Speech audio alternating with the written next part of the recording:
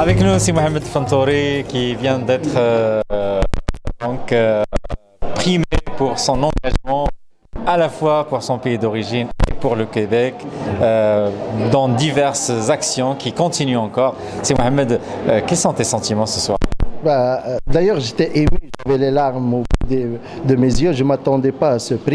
Et ce prix, c'est sûr, c'est une bouffée d'air qui va être implantée pour encore donner. Ça fait du bien, hein, ça fait beaucoup de bien, et surtout en présence de mes amis, de mes familles, et cela m'a fait énormément plaisir.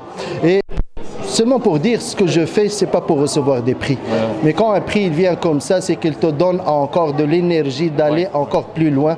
Et ce que je fais pour mon pays d'origine, je l'ai dit dans la soirée, c'est le minimum que je peux faire parce que c'est le pays qui m'a formé, qui m'a enseigné, qui m'a inculqué les grandes valeurs, le minimum que je peux faire. Et c'est certain que je vais continuer à le faire. Et je ne vais pas oublier le pays qui m'a accueilli, que j'aime, le Québec, le Canada. Et je vais continuer à participer au développement économique aussi du Canada. Très bien. C'est cet amour-là, cette implication, cette jalousie qu'on a envers le Québec qui fait que la communauté maghrébine réagit avec beaucoup de responsabilité par rapport à cette charte. Et ce soir, tu as lancé des messages qui étaient très clairs. Est-ce que tu peux nous dire un peu qu'est-ce que tu penses de cette charte et comment on va s'en sortir à ton avis? Moi, je suis certain et convaincu que la charte ne va pas passer. Parce que le Québec, c'est un modèle qui est unique et c'est pourquoi le monde entier respecte le Québec. On vit dans la diversité et on est heureux dans la diversité. Et on ne peut pas juger les gens pour un foulard ou un curpa ou n'importe quoi. Il faut juger les gens sur leur potentiel, sur leur responsabilité, leur engagement et surtout leur intégration. Et aujourd'hui, si on voit le côté maghrébin, c'est les gens qui sont les mieux intégrés. Et nous voulons vivre dans un pays laïque, dans un pays qui respecte la diversité, qui respecte tout le monde et que tout le monde doit respecter aussi le Québec et l'intégration.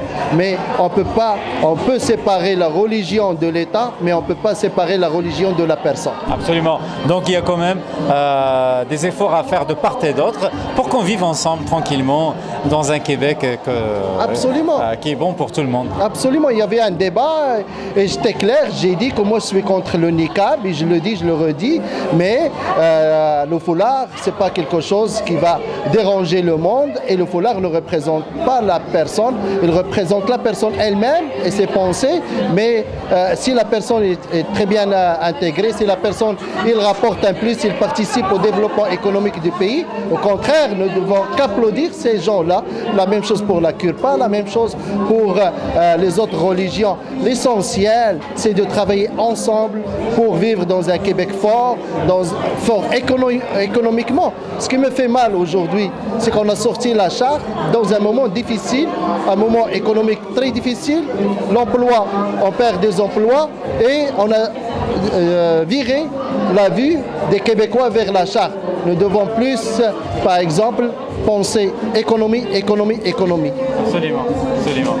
Ben, merci beaucoup pour ces beaux messages et surtout félicitations pour cette consécration de la part du CMQ.